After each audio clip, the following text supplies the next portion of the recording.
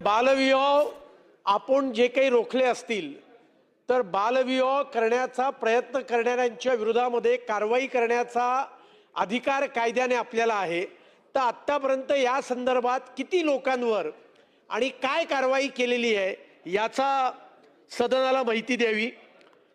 उत्तरामध्ये हे म्हटलंय की अंगणवाडी सेविका ग्रामसेवक यांच्याकडे या संदर्भातल्या प्रश्नांची जबाबदारी दिली आहे।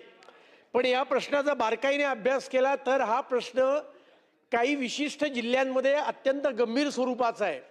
बीड असेल, संभाजीनगर असेल, परभणी असेल, प्रश्नाचं गांभीर्य लक्षात घेता असे जे 3, 4, 5 बालविवाहग्रस्त जिल्हे आहेत यांच्यामध्ये जिल्हाधिकाऱ्यांच्या नेतृत्वाखाली बालविवाह रोखण्याकरता कृती दल गठीत करण्याचा निर्णय सरकार करणार का?